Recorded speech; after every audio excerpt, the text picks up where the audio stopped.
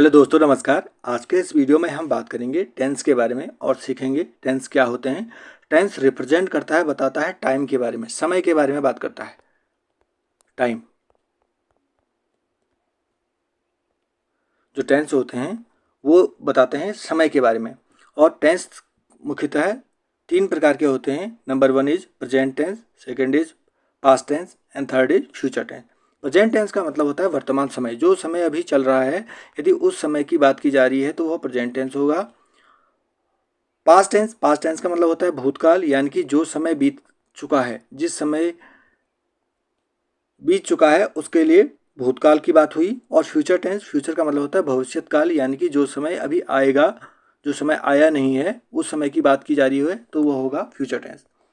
तो प्रत्येक टेंस के अपने चार चार रूप होते हैं। प्रेजेंट टेंस के भी अपने चार रूप होते हैं, पास्ट टेंस के भी अपने चार रूप होते हैं और फ्यूचर टेंस के भी अपने क्या होते हैं, चार रूप होते हैं। यदि आप टेंस को अच्छी तरह से सीखना चाहते हैं तो आप इस वीडियो को शुरू से लेकर अंत तक देखिए। और इसमें मैंने आपको बताया है कि किस प्रकार से अफर्मेटिव सेंटेंस क्या होते हैं, नेगेटिव सेंटेंस क्या होते हैं, इंटरोगेटिव सेंटेंस क्या होते हैं, इंटरोगेटिव नेगेटिव सेंटेंस क्या होते हैं। और प्रत्येक सेंटेंस के मैं आपको स्ट्रक्चर भी बताऊंगा कि उसका सेंटेंस स्ट्रक्चर क्या होता है।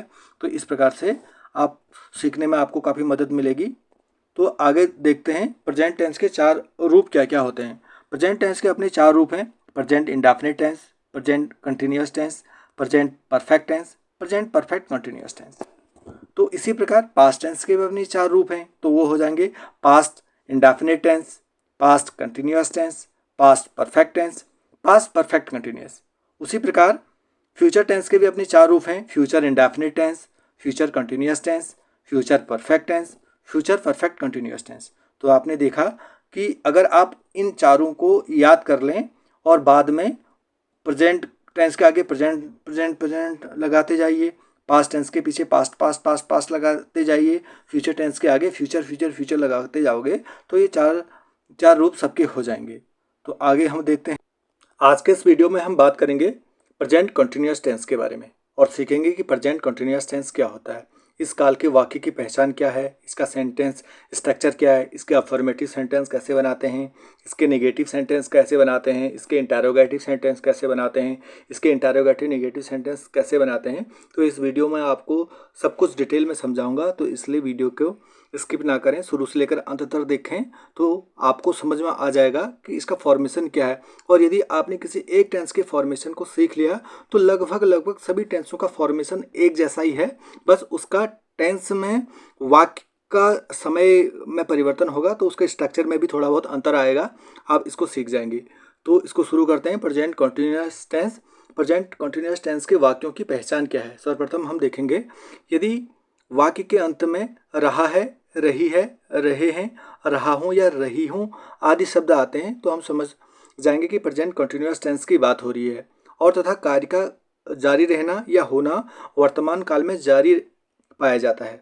जो प्रेजेंट कंटिन्यूअस टेंस के जो वाक्य होंगे उनके वाक्य का अंत में क्या शब्द आएंगे, रहा है, रही है, रहे हैं, रहा हूँ आदि शब्द आएंगे तो हम उसको प्रेजेंट कंटिन्यूअस टेंस मान लेंगे। जैसे एग्जाम्पल में हम देखेंगे, इसके एग्जाम्पल देखते हैं।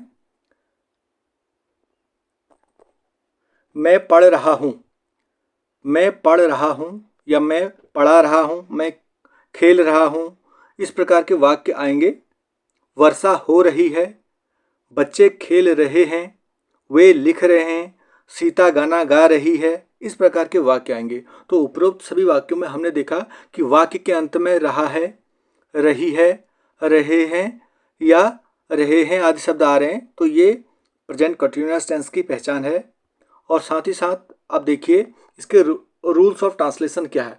रूल्स ऑफ ट्रांसलेशन को सीखना बहुत आसान भी है और इम्पोर्टेंट भी है। तो इसको हम देखते हैं कि ही सी इट सिंगुलर नाउन के साथ, याद रखें, ही सी इट और सिंगुलर नाउन के साथ हमेशा इज का प्रयोग होगा। ही सी इट के साथ इज का प्रयोग और आई के साथ एम का प्रयोग होता है। आई के साथ एम का प्रयोग और you we they plural noun के साथ आर का प्रयोग होता है। ये हेल्पिंग वर्ब होती हैं। Is am are helping verb के रूप में इस्तेमाल होंगी। इज जो होगा सिंगुलर नाउन के साथ आएगा, एम आई के साथ आएगा और प्लूरल नाउन के साथ आर लगाकर वर्ब की फर्स्ट फॉर्म में आईएनजी जोड़ते हैं। ये इसका सेंटेंस का स्ट्रक्चर है। ही सी इट के साथ इज का, आई के साथ एम का और प्लूरल नाउन के साथ आर का प्रयोग करके वर्ब की फर्स्ट फॉर्म के अंत में आईएनजी जोड़ते हैं। ये इसका नियम है। अब इसका स्ट्रक्चर हम जानते हैं। इसका स्ट्रक्चर क्या है? तो सबसे पहले हम सब्जेक्ट को ढूंढेंगे। सबसे पहले सब्जेक्ट को लेके आएंगे, फिर is am are helping verb लगाएंगे, फिर वर्ब की फर्स्ट फॉर्म आएगी, फिर वर्ब की फर्स्ट फॉर्म में आईएनजी जोड़ देंगे और फिर ऑब्जेक्ट आएगा। ये इसका सेंटेंस स्ट्रक्चर है। तो बहुत आसान है। एक बार देखते हैं दोबारा से, इसके एग्जाम्पल को देखेंगे। जैसे मैंने आपको बताया, इज आएगा केवल ही सी इट के साथ, सिंगुलर नाउन के साथ इज आएगा, एम आएगा आई के साथ, और plural noun we you they के साथ आएगा, आर आएगा। इसके एग्जाम्पल को सॉल्व करते हैं।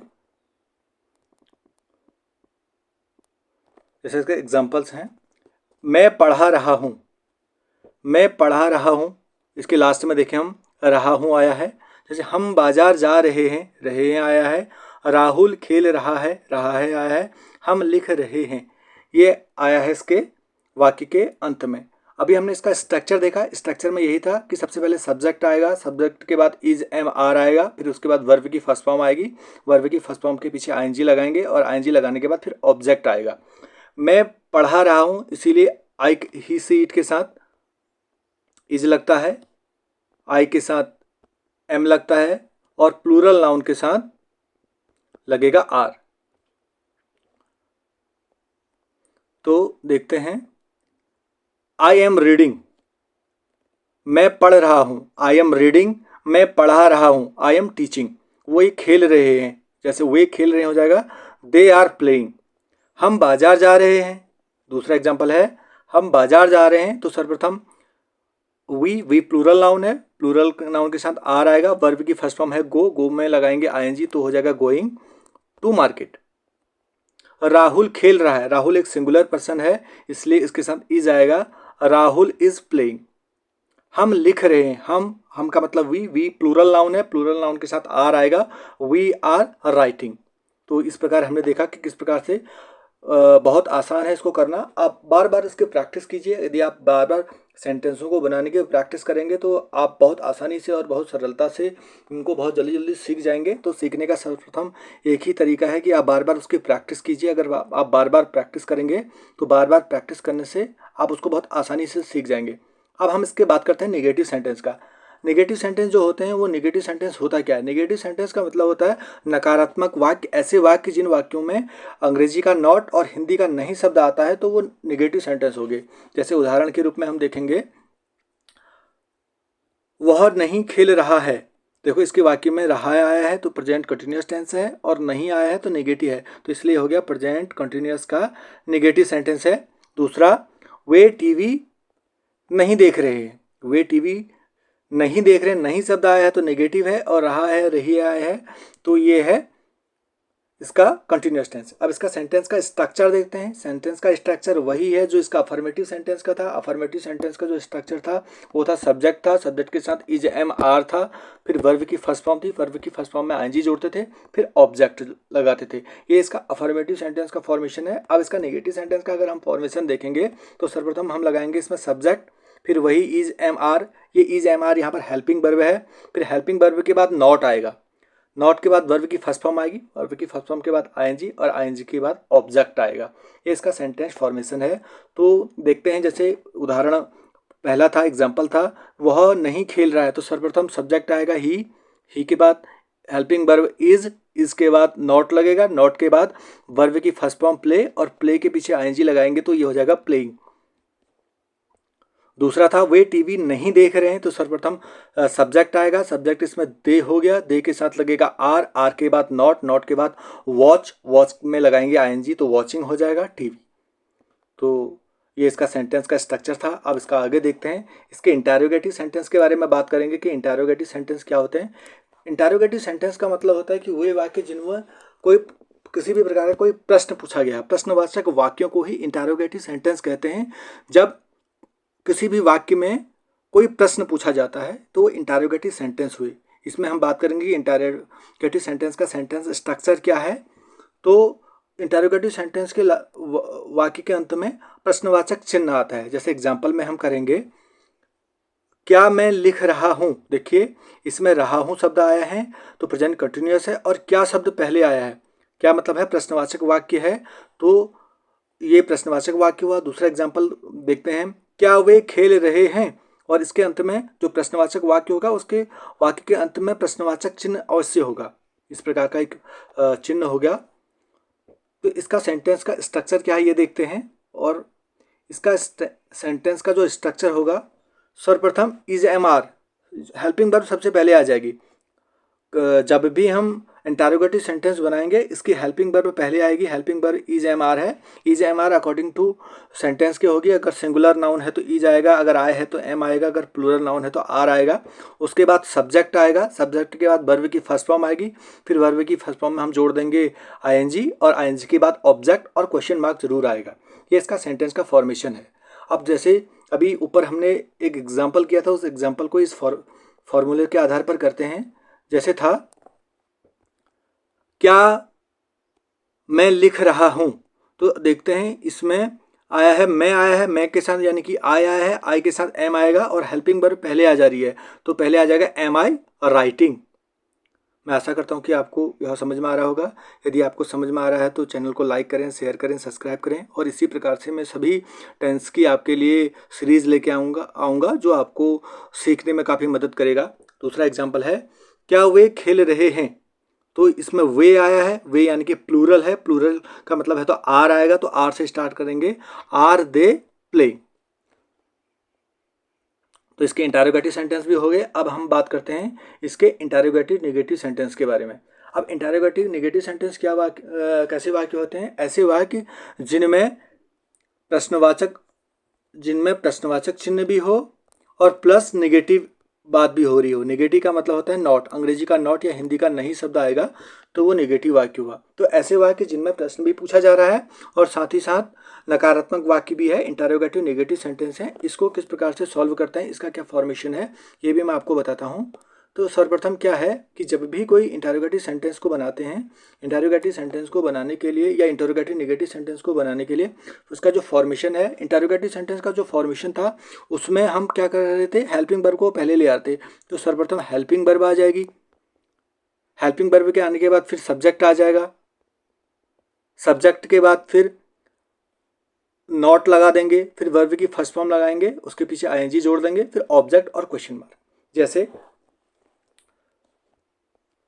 क्या वे खेलने नहीं जा रहे हैं, देखो इसमें नहीं शब्द भी आया है और प्रश्नवाचक चिन्ह भी लगा है। दूसरा है, क्या बारिश नहीं हो रही है, नहीं भी आया है और क्या प्रश्न भी पूछा जा रहा है। तो इस प्रकार के वाक्यों को प्रश्नवाचक चिन्ह से के साथ साथ नॉट शब्द भी आता है। तो इसका जो सेंटेंस का जो स्ट्रक्चर है या फॉर्मेशन है उसको दो प्रकार से हम कर सकते हैं। या तो सर्वप्रथम हम इज एम आर लगाते हैं, फिर उसके बाद सब्जेक्ट लगाते हैं, फिर नॉट, फिर वर्ब की फर्स्ट फॉर्म में आईएनजी, फिर ऑब्जेक्ट क्वेश्चन मार्क। या फिर हम इसको दूसरे तरीके से भी कर सकते हैं, दोनों तरीके सही हैं। इसके साथ नॉट लगा दीजिए, आर के साथ नॉट लगा दीजिए और सब्जेक्ट, फिर वर्ब की फर्स्ट फॉर्म में आईएनजी, फिर ऑब्जेक्ट। आप दोनों तरीके से कर सकते हैं, दोनों मेथड सही हैं, दोनों फॉर्मूले सही हैं। जो आपको सही लगता है आप उस तरीके से कर लीजिए। अब इसका एग्जाम्पल में देखते हैं इसको करके।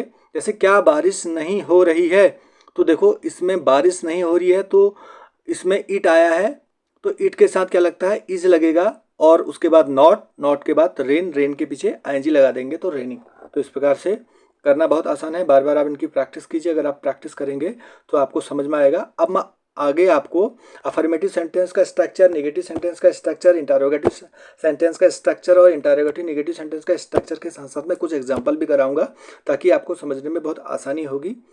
देखिए अफर्मेटिव सेंटेंस, और ये सब चीज़ें मैं आपको पहले बता चुका हूँ और आगे इसको प्रैक्टिस करते हैं। अफर्मेटिव सेंटेंस का जो स्ट्रक्चर है वो सिंपल है। सर्वप्रथम आप सब्जेक्ट को लेके आइए, इज एम आर लेके आइए, वर्ब की फर्स्ट फॉर्म में आईएनजी, फिर ऑब्जेक्ट। नेगेटिव सेंटेंस में भी यही है, सब्जेक्ट, इज एम आर, उसके बाद नॉट लगा दीजिए आप, फिर वर्ब की फर्स्ट फॉर्म में आईएनजी, फिर ऑब्जेक्ट। उसके बाद इंटरोगेटिव सेंटेंस में इसमें प्रश्नवाचक चिन्ह आएगा। तो अगर प्रश्नवाचक वाक्यों में हमेशा हेल्पिंग वर्ब पहले आ जाती है, तो इज एम आर यहाँ पर हेल्पिंग वर्ब थी तो इसलिए हेल्पिंग वर्ब पहले आ जाएगी। अगर हम हेल्पिंग वर्ब से स्टार्ट करते हैं तो वो प्रश्नवाचक चिन्ह, प्रश्नवाचक वाक्य बन जाएगा। इज एम आर पहले आ जाएगा, फिर उसके बाद सब्जेक्ट, वर्ब की फर्स्ट फॉर्म, फिर ऑब्जेक्ट और लास्ट में क्वेश्चन मार्क चिन्ह जरूर होगा। अगला इंटरोगेटिव नेगेटिव सेंटेंस है। इंटरोगेटिव नेगेटिव सेंटेंस में भी वही बात है, अगर इंटरोगेटिव है तो इसमें is am are helping verb पहले आ जाएगी और हेल्पिंग वर्ब के साथ आप नॉट शुरू में भी लगा सकते हैं और बाद में सब्जेक्ट के बाद भी वर्ब उसके सब्जेक्ट के बाद भी नॉट लगा सकते हैं। तो इंटरोगेटिव सेंटेंस का जो स्ट्रक्चर हो जाएगा, इज एम आर पहले आ जाएगा, फिर उसके बाद सब्जेक्ट आएगा, फिर नॉट, फिर वर्ब की फर्स्ट फॉर्म के साथ आईएनजी, फिर ऑब्जेक्ट, या फिर आप दूसरे तरीके से भी कर सकते हैं, हेल्पिंग वर्ब के साथ में नॉट लगा सकते हैं, इजेंट, आरेंट, एमेंट, सब्जेक्ट, वर्ब की फर्स्ट फॉर्म में आईएनजी, फिर ऑब्जेक्ट, क्वेश्चन मार्क, चिन्ह। अब हम इसके एग्जाम्पल करते हैं और आप स्वयं इन एग्जाम्पलों को करके देखिए तो आपको समझ में आएगा। वह विद्यालय जा रहा है। अब देखते हैं, वह विद्यालय जा रहा है, इसका मतलब यह, इसके वाक्य के अंत में रहा है आया है तो प्रेजेंट कंटिन्यूअस टेंस है। अब ये हो जाएगा, सर्वप्रथम हम सब्जेक्ट लेके आएंगे, सब्जेक्ट इसमें है ही के साथ आएगा इज, वर्ब की फर्स्ट फॉर्म गो पे के पीछे लगाएंगे आईएनजी तो गोइंग टू स्कूल। दूसरा है वह विद्यालय नहीं जा रहा है, तो इसमें नहीं आया है और रहा है तो ये हो गया आपका प्रेजेंट कंटिन्यूअस टेंस का नेगेटिव सेंटेंस। तो इसमें भी वही है, सर्वप्रथम आप सब्जेक्ट को लेके आइए, फिर इज एम आर लेके आइए, फिर उसके बाद नॉट लगाइए, फिर वर्ब की फर्स्ट फॉर्म के पीछे आईएनजी लगा दीजिए, फिर ऑब्जेक्ट लगा दीजिए। अगला है इंटरोगेटिव सेंटेंस। इंटरोगेटिव सेंटेंस में क्या वह विद्यालय जा रहा है, तो क्या वह विद्यालय जा रहा है का मतलब हो गया, इसमें हेल्पिंग वर्ब को आप पहले ही लगा दीजिए तो इज हो जाएगा, is he going to school और क्वेश्चन मार्क आएगा।